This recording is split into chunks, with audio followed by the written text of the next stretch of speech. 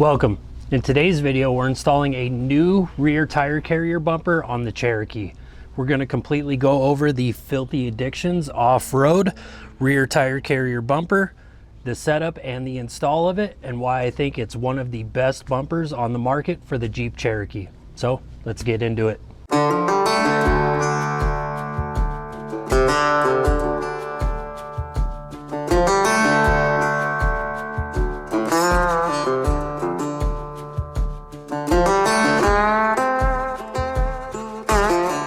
From my knowledge, Filthy Addictions Offroad is a two-man operation operating out of California, and they completely make these bumpers by hand.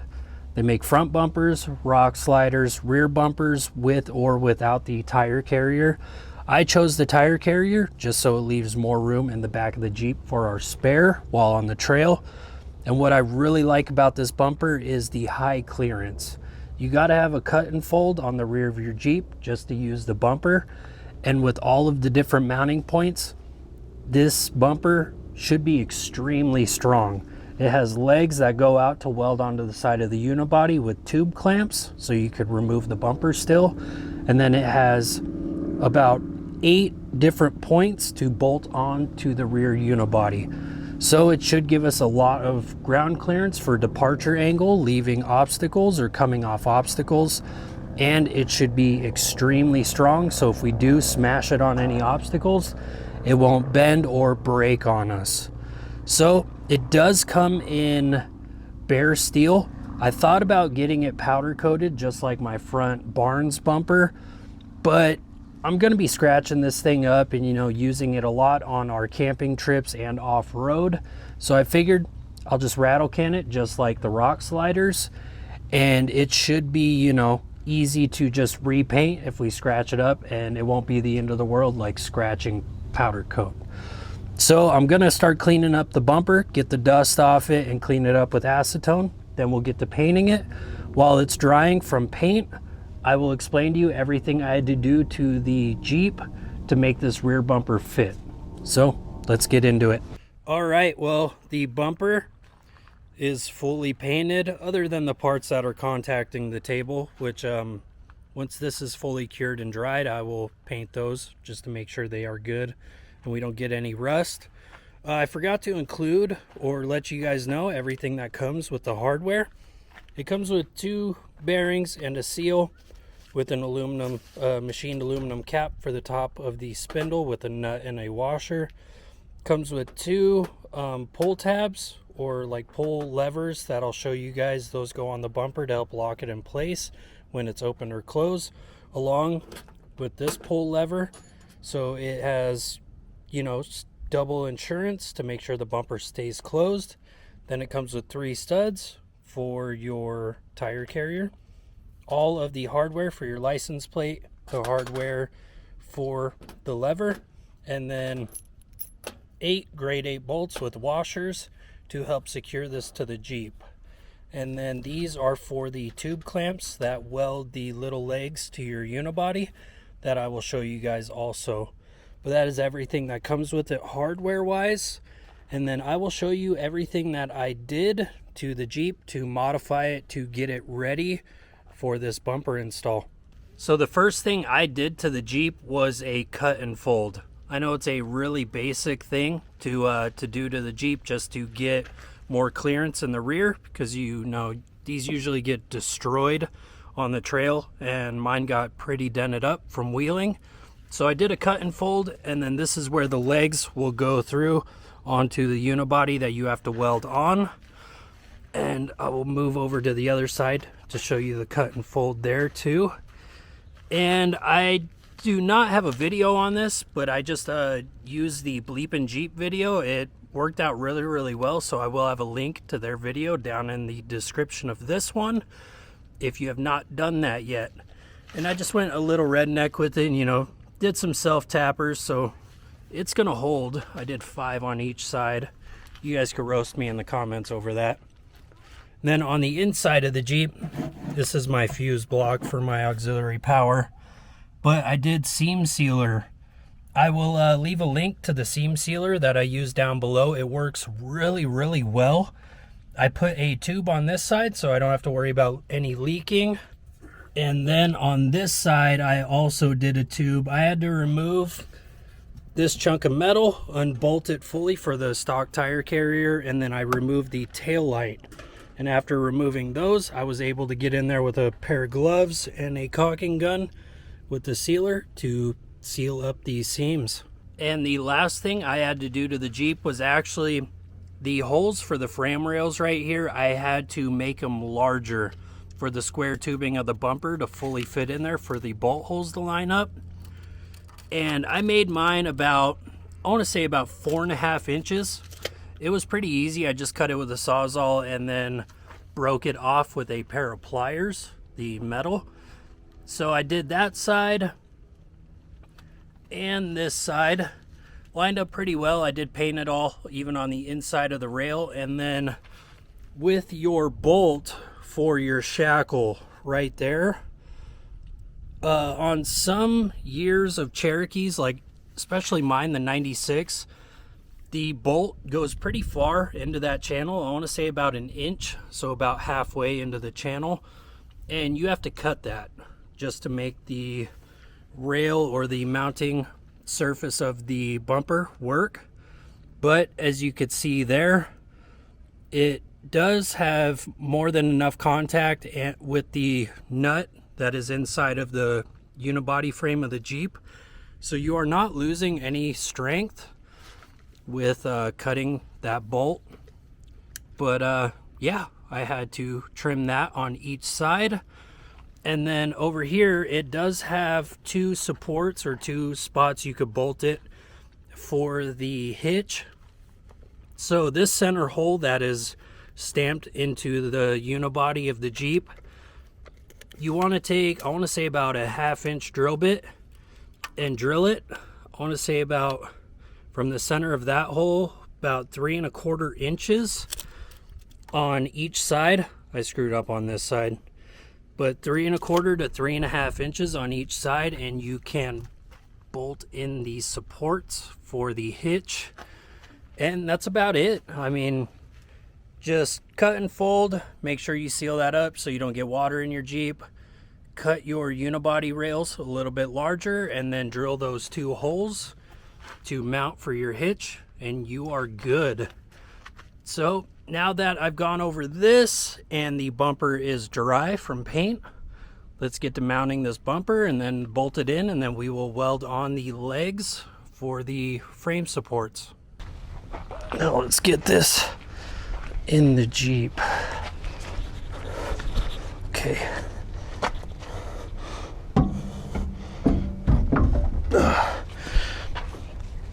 All right. Okay, get that pushed in there, and there we go. It is on there. Just from pushing on it and messing with it, I will need to touch up some parts, but luckily it is just spray paint. But yeah, it is on there and perfect. Now we'll get to bolting the bumper up to the spots that are drilled down here, and then along the frame rails, and then we could get to welding, dang it, the legs on to the unibody, and then this thing will be fully mounted on there, and we'll get to building the spindle. All right, well, I got 7 of the 8 bolts in there and red Loctited. This little guy up here, it's there's no issue with the bumper. It's a issue with my unibody stiffener and everything, my inner rear stiffener. So that's going to be for another day, for when I take the bumper off in the future to do whatever. I will remount that hole a little more and put the 8th bolt in there. But I have these torqued as tight as I humanly possibly could. I don't know what torque spec that is. But yeah, these are extremely tight and in here. So the next step is the tube clamp up there somewhere that I have to jack up the back of the Jeep, clamp it on take off the tires and grind the unibody and weld that on. So we will get to that. If I run into any issues or if I have any tips to make that easier, I will get you guys and let you know.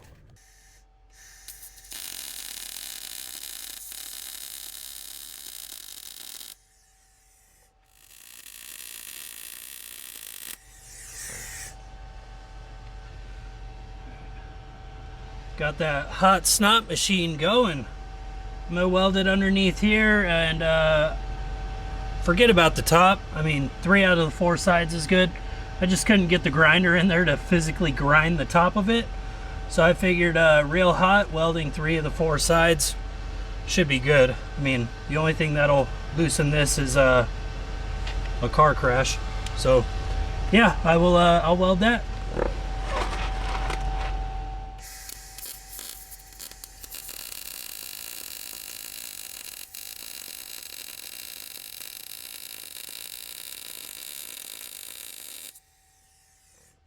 Boom.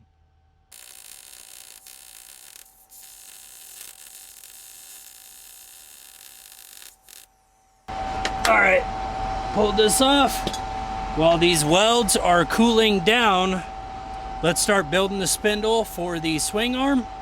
By the time all of that is done back there, this will be nice and cool. We could throw a coat of paint on it and call it good.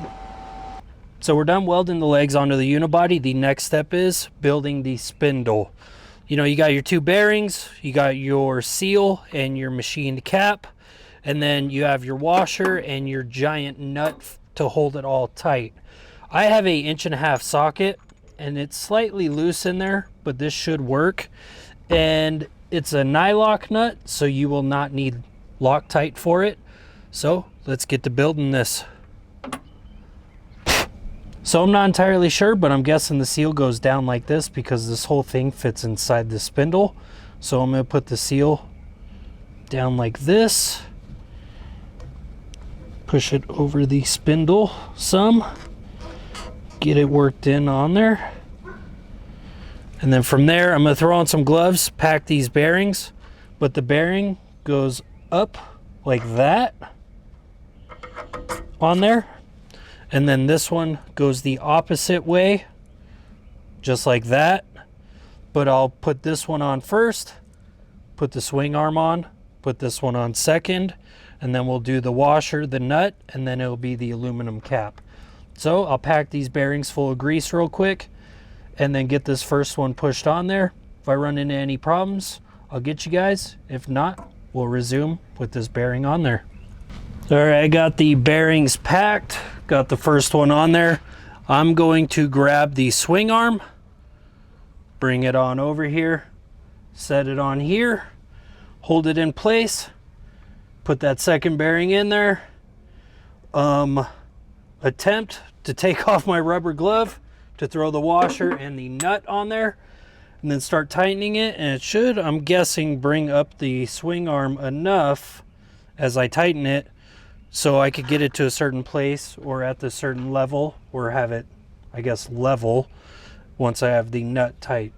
And then from there, we'll put on the aluminum cap. So let's see if I do this right the first time or if I just completely screw it up.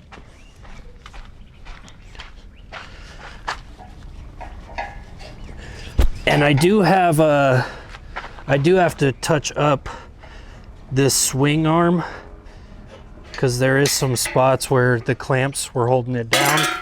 Oh, the clamps were holding it down, so it's missing paint. But I could do that at the very, very end of the progress when the bumper is fully finished.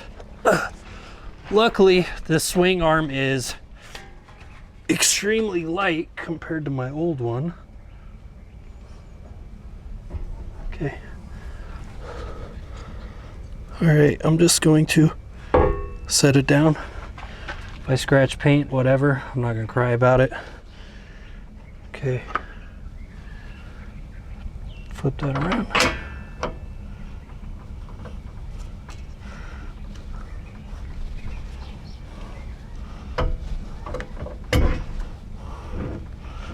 Here we go. All right.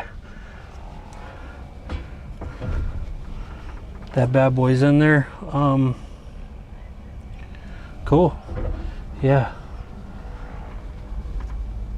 That's in there. That bearing. So you toss that bad boy on top.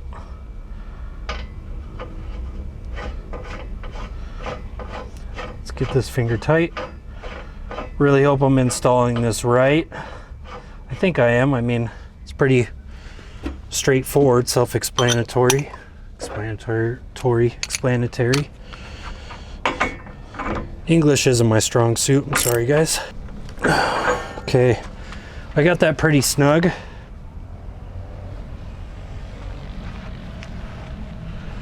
All right, let's get another view of that. All right, that nut in there is tight. I just kind of threaded on the aluminum cap a little bit. Let's try out this swing arm. Ooh, okay. So it goes way back here to about right here. That might be out of frame a little bit, but all the way back to over there. Swings around. So the only thing, the nut in there is as tight as I could get it. I'm gonna tighten down this aluminum cap. Then all we have is the latches that thread into each side and the latch that bolts onto the front and the studs for the tire carrier, and we are done. So I'll get this on here tight, and then I'll show you the locations for the latches and the latch on the front, and we'll get those in. All right, these are the latches. They pull up and down like that. The shorter guy goes on this threaded part that goes into that tab right there to help lock the bumper open, wide open. And then on the front over here, you take this bigger one and it threads in right here. So then when you shut the bumper, it snaps into there to help hold it. And then we have another latch right there on the front. So I'll get these guys threaded on in there and tight, and then we'll move on to this front guy. All right, so as you can see, this latch is on there. That helps shut it, to help just keep it in place. I'm guessing that is like the second line of defense if this latch goes out or doesn't work or something happens to it. But this goes on there just like that. This guy goes right up here, and it comes with all of the hardware. So I'm gonna get this on here. I'm gonna use some blue Loctite on all of this hardware in here, so this will not go anywhere. So I'll get on that, and I will show you the end product. Well, the latch is on there. It's nylock nuts on top, non-nylock ones on the bottom, so I blue Loctited those.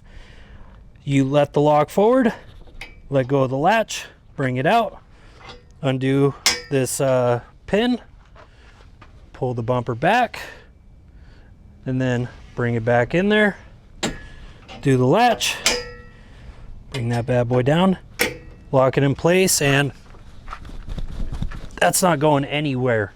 So I love this already. No rattling.